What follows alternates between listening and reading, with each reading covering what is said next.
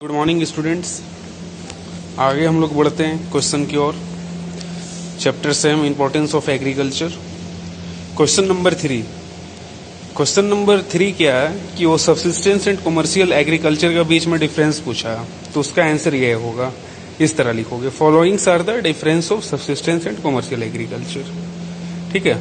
In subsistence agriculture farmer and his family grow crops for self sustenance. Subsistence agriculture includes nomadic herding and shifting agriculture. मतलब subsistence agriculture में farmer सिर्फ अपने और अपने family के लिए ही प्रोड्यूस करता है। ठीक है, प्रोड्यूस करता है ग्रेन्स वगैरह। और सबसिस्टेंस एग्रीकल्चर में nomadic herding and shifting agriculture भी आता है। ठीक है।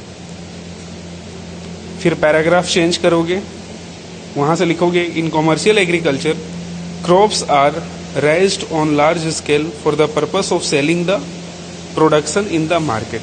कॉमर्शियल एग्रीकल्चर में क्या होता है कि बड़े पैमाने पे प्रोड्यूस किया जाता है क्योंकि मार्केट में सेल करना है ना। तो इस तरह लिखोगे। ठीक है। देन नेक्स्ट इज फोर्थ क्या है, एग्रीकल्चर नॉट ओनली सप्लाई। ये क्वेश्चन जो है ना फोर्थ इंपॉर्टेंस ऑफ एग्रीकल्चर पूछ रहा है कि इंपॉर्टेंस ऑफ एग्रीकल्चर क्या है, तो उसका आंसर ये है, agriculture not only supplies food to the people but also create huge market for tractor, thresher, harvesters, fertilisers, pesticides and other industrial products. Agriculture सिर्फ फूड ही नहीं देता है बल्कि वो एक मार्केट भी क्रिएट करता है। किसके लिए? देखो, अब एग्रीकल्चर है, फार्मिंग आप कर रहे हैं, तो उसमें ट्रैक्टर की जरूरत है, थ्रेसर्स की जरूरत है, हार्वेस्टर्स की जरूरत है, फर्टिलाइजर्स की जरूरत है, ये सब सारी चीज की जरूरत पड़ती है ना। तो ये सब के लिए मार्केट है एग्रीकल्चरल एरिया। अगर एग्रीकल्चर को बूस्टअप नहीं कीजिएगा तो ये सब का भी मार्केट खराब हो जाएगा।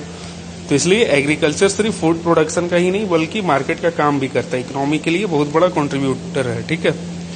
तो वही है, agriculture not only supplies food to the people but also creates huge market for tractors, threshers, harvesters, fertilisers, pesticides and other industrial products. It helps in providing employment, है ना। किस किस चीज में हेल्प करता है?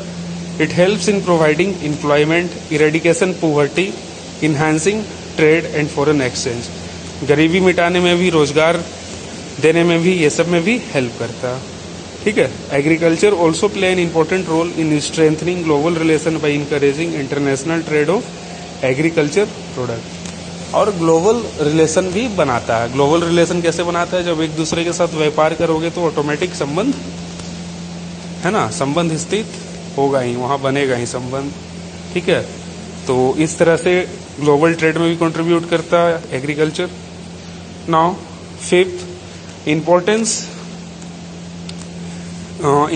नहीं, फिफ्थ है जो वो नोमैडिक हर्डिंग जो होता है ना, नोमैडिक हर्डिंग जो जानवर के साथ झुंड बनाते, जानवर का झुंड रहता है और उसे लेके मूव करते हैं एक प्लेस टू दूसरे प्लेस, है ना, टाइम टू टाइम, वैसा वाला फार्मिंग। ठीक है। नोमैडिक हर्डिंग का इंपॉर्टेंट रीजन कौन सा, मतलब कौन सा एरिया में नोमैडिक हर्डिंग ज्यादा होता है ना, मेनली।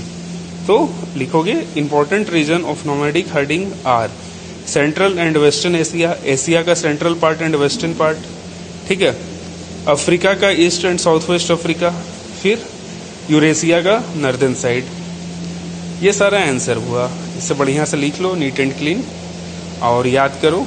और फिर हम लोग मिलेंगे नेक्स्ट लेक्चर में और आगे का क्वेश्चन आंसर के साथ। तब तक के लिए गुड बाय, टेक केयर। ठीक है, चलो।